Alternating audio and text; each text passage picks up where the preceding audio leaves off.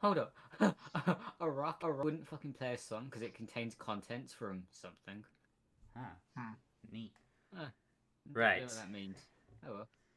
So, George, are you ready for a spooky story? No. It's definitely spooky. It's a cautionary tale. One Damn. that you should tell. One that you should tell all your children. You know, so that they grow up knowing about the horrors of the world. You know. Mm. So... And don't worry, if you get lost in the story, that's perfectly normal. Right. So, are we sitting comfortably? No.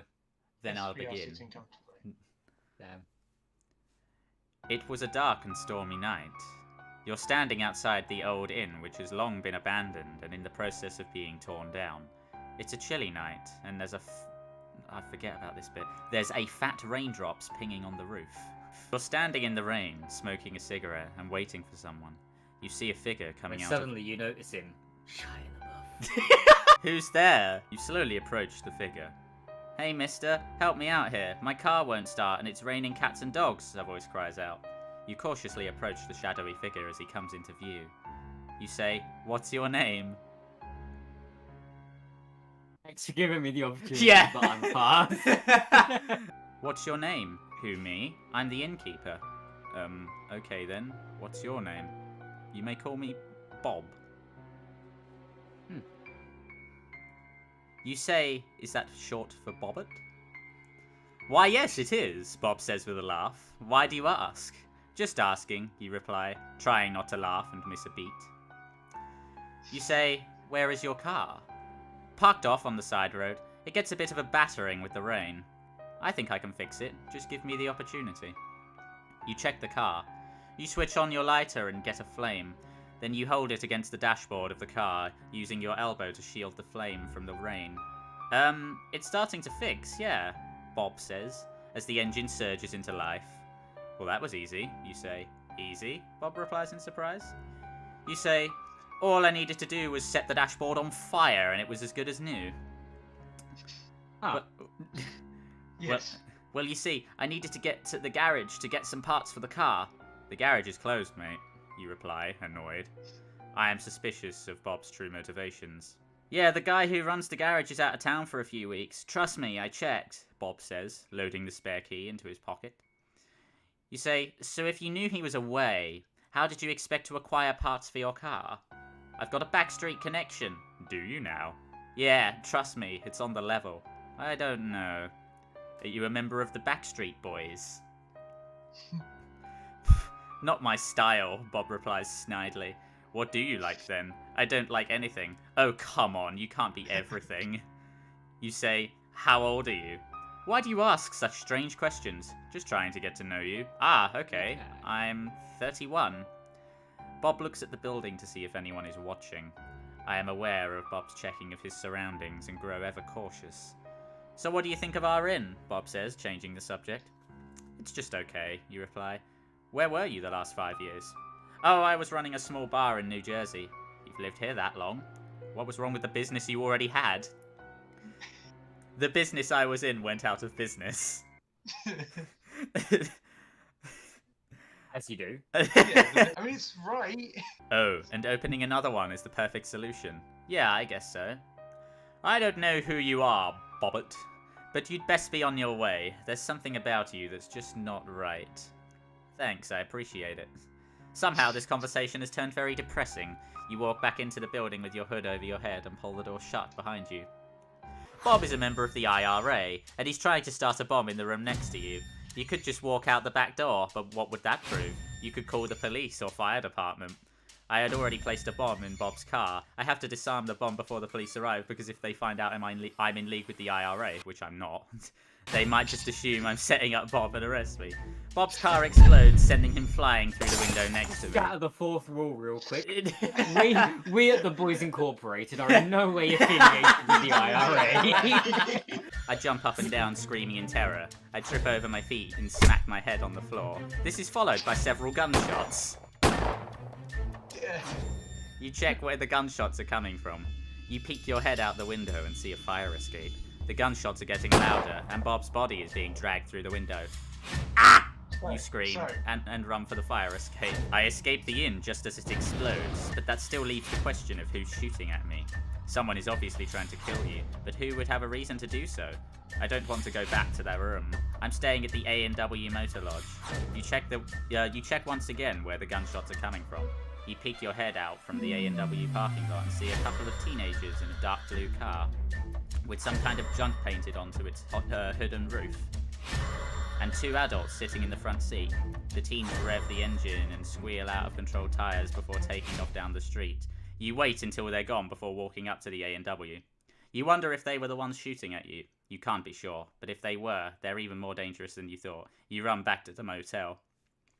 On your way to your room, you notice the register is missing. You think nothing of it and call your boss. You grab the hotel phone, but it's not working. You notice the fire escape is out of commission, so you head to the room next to yours and go inside.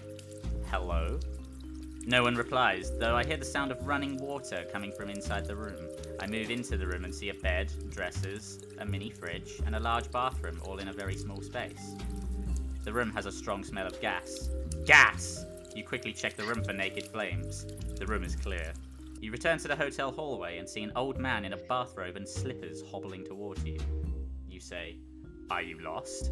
His eyes are completely white, like all his other eyes, but seem to be focusing on you from far away. Implying he's got multiple eyes. Yeah, that are white. he continues to limp towards you and then reaches out his grubby hands as if to grab you. You say, "First and last warning, back off." He seems to get it further away and his hands begin to turn to dust. You feel fine. You decide you need to call the police. You run back into your room to find some change, but it's not there either. You just have your wallet and a pen light. You check what's in your wallet. You remove your license and glance at it, then replace it in your wallet. Wow, that was easy, you'd have to admit. This isn't what you expected when you decided to leave home.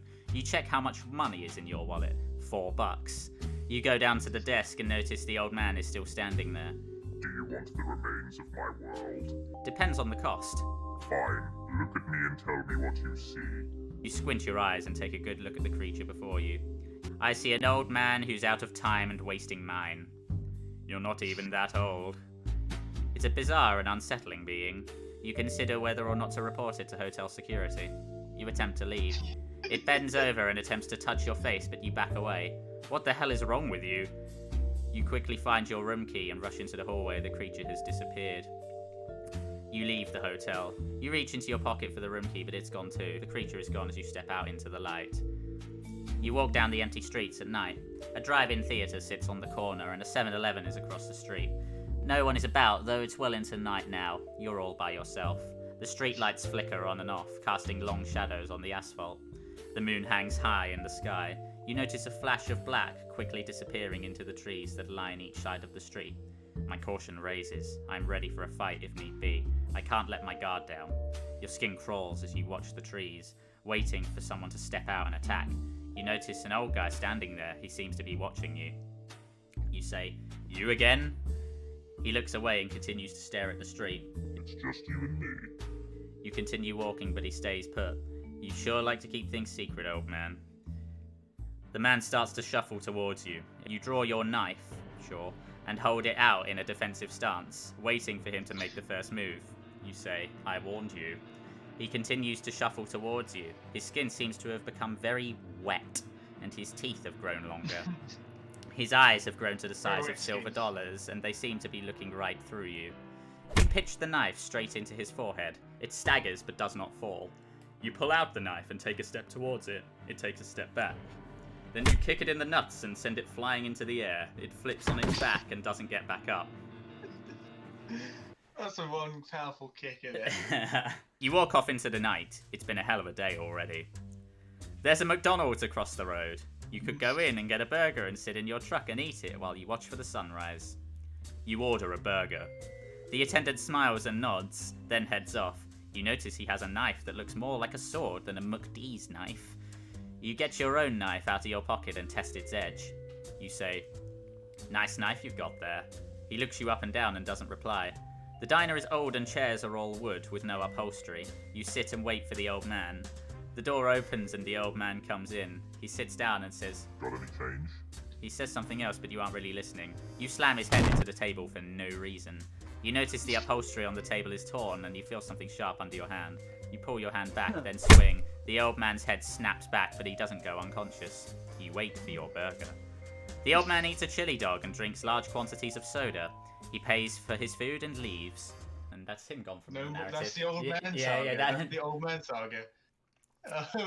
He was a creature in a hotel room or whatever, and then you drive a knife into him. It doesn't kill him. He then sits down with you. You then slam his head into the table. He kind of gets the message and leaves. but not before eating his food first. You know. No, Take it. The diner has gone back to normal now. The kitchen is closing down and the lights are turned off. You wonder what the fuck his deal is, as well as where your burger is. You walk out into the deserted street and notice a guy cooking something on an open fire. You see a payphone across the street and head over to it. You punch in 911 and wait. After a few rings, a woman answers, 911, what's your emergency? You panic. I need the police. The operator doesn't respond. She's just trying to identify you. She recognizes you from school. It's not an emergency, just go to sleep. You realize you're probably gay. I forgot about that bit. I forgot that you called the operator. She's like, no, it's okay. Go to bed. A man's broken into my house with a knife. It's fine. Go sleep. Okay. Sleep. God. You realise you'll probably get in trouble for calling, so you hang up too. I return to the McDonald's and ask where my burger is. The attendant seems a little weird and disappears off into the kitchen, then returns with just my knife and no burger. I decide to walk down the road to see if I can see any lights appearing on the horizon. You say, I want my fucking burger. I paid you money for a burger. Gimme. Give a burger. He says something, but you're so angry that you don't really listen. You realise that you haven't eaten anything since that early morning chip shop. You say, give me my burger! He seems to think about it, then says, one moment. He disappears back into the kitchen, then returns holding a small box covered in mould. He sits down in front of you and leaves the counter. You say, the fuck is this? He goes into the back and returns with a small knife. With a serious tone, he says, this is what the mould grows on. He cuts the corner of the box and pours out some green liquid. It smells bad. He says, try some. You're not really hungry, so you politely say no. You say, I ordered a burger, not Slimer's cum shot. He shakes his head and frowns.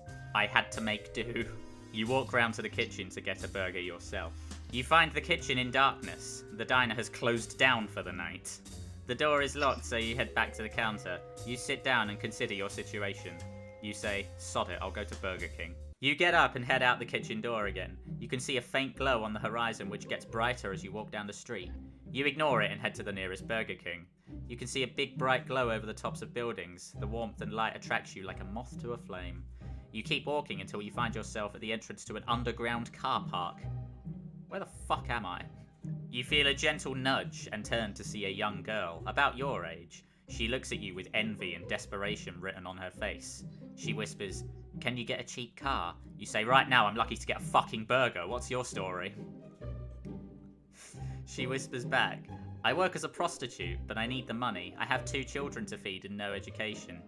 You feel sorry for her, so you give her some money from your pocket. She seems relieved. You say, got any burgers? She smiles and pulls a small packet from her bag. Here, she hands you a packet of peanuts. You realise you're really hungry and open the packet. You say, where's the nearest Burger King? She looks relieved. About a mile down the road. It's the only fast food place open this late. You realise you're walking to McDonald's and Burger King, so you eat the peanuts as you walk. You enter the Burger King. You see a young counter girl behind the glass counter. Figures. You realise you've never seen a Burger King employee before. They usually don't wear uniforms and always seem to be so concerned with your order. You order a burger. She smiles. I thought you might. I have a soft spot for lost hikers. She types on the old clapped out computer. She looks up and gives you a big grin. You got a voucher card? You show off the loyalty card that you've got. She shows you the loyalty card. You get a VC for every 5 you buy. You look at the card. It has a photograph of a soldier standing in front of the Statue of Freedom. It says, thanks for serving with American cheese. She smiles. It's the first time this has happened since I got the card. You think of the starving children you saw earlier and show her your criticism card. You say, look, I want a burger. That's all. I am begging you. She looks at you sadly. I wish I could, but I can't sell anything below $3.79. If I go over that, the government takes 20 cents. She shows you some peanuts. You say, I have cash. Sorry, if you want to donate, there's a collecting tin at the front counter. You can see a small silver bucket at the front counter. She looks at you sadly. You say, cunt, I want a burger! She nods, understanding your need for Burger King. She heads to the back and disappears through a door. You wait patiently. She quickly returns and hands you a large, plain, and rather disgusting-looking burger. You say, what's in this? Lettuce, tomato, and a special sauce. She seems rather amused by your question.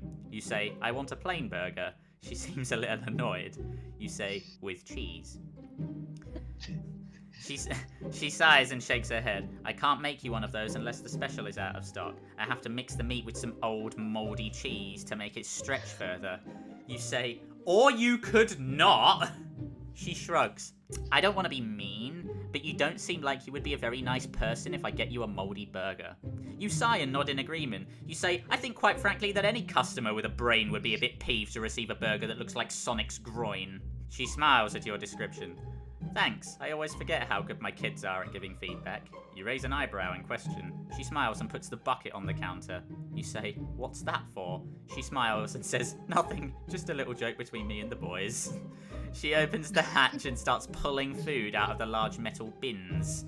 Her employees had clearly thrown away any spoiled food that could attract bugs or had the flavour of food long past its best before being discarded. She starts piling a mountain of food on the mountain of burger. You say, is KFC open? She laughs and says, KFC? We get requests for that all the time. I'm not serving fried chicken here. You say fried chicken is closer to proper food than you're fucking selling me, you delirious old twat. She puts down the knife and gives you a stern look. I'm not selling you anything. You're getting a discount because I'm a nice person. You say, how do you expect me to willingly eat an already mouldy burger that's covered in shit from your bins? She rolls her eyes. Fine, you want a free burger? Here. She takes the top off the bucket and dumps out the mouldy burger in front of you. You punch the woman. You grab the mouldy burger like it's a hot coal, then leave. You head for KFC. You walk into the KFC and walk up to the long line. A woman happily orders a large bucket of KFC, large enough to feed an entire family. You order a burger. The girl at the counter looks you up and down. We only have small, medium, or large. You shake your head. You're not going to argue about this. I'll take medium. She nods her head and starts to hand you a small bag with a napkin. Your mouth waters as you realise that inside is chicken. A delicious, juicy, wonderful piece of chicken. You say, do you have any bread? She nods and fiddles with things for a moment, and then she hands you a small roll of bread. You eagerly tear into the bread and realise you've died and gone to heaven. Is God there? She stares at you like you've grown a new head. What? Who? You smile. God. She takes a moment and seems to realise that you're not going to budge. You say, look, I just wanted a burger, and now I fear I've lost my grip on reality. Just give me a burger, I shall pay you the money, and leave you to indulge in your business. She gives you a strange look. We don't serve KFC, but we do have some nice herbal tea. It's pretty good with a few brownies on the side. You frown. I want a burger. You leave the KFC and spot a Five Guys outside. As you enter, the smell of fresh meat is thick in the air and makes you feel nauseous. You order a burger. The girl behind the counter stares at you. We don't have any burgers, we have hot dogs. You say, Burger, hand now, please. She rolls her eyes and grabs a bun from the dispenser. She hands it to you as you order your meat from her. You take a bite of your burger. It's so good that you smile and say, thank you. She stares at you blankly. You're welcome. You take another bite and quickly realise you've lost track of time. You look at your phone, but it's not even 10 in the morning. You realise that you've spent the entire day in KFC, and that's time lost from your life. You curse your decision. You look at the door. It's closed. You walk towards the door. You take a deep breath. You slowly open the door. A storm is raging. You're standing in a field next to the KFC. You're soaked from head to toe.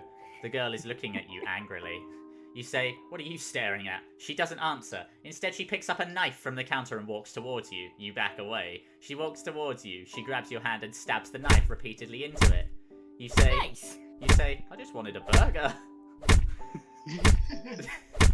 As she continues stabbing you, you scream at her to give you the burger.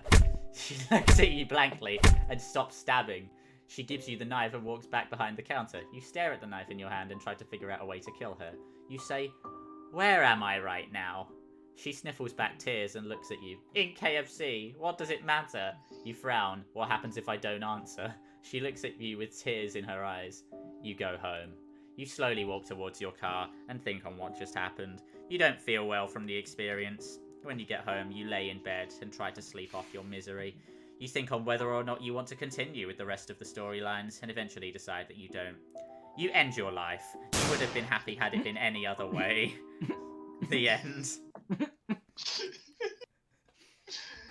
So in the end, you didn't even really get your burger because it was like a fever dream that you went to Five Guys, right? Huh. You were in the KFC again. It's like, what? I promised you a spooky story. Huh. You order a burger. Yeah. Just in case. Next time we're at McDonald's, Hayden, Yeah. you've got to order a burger.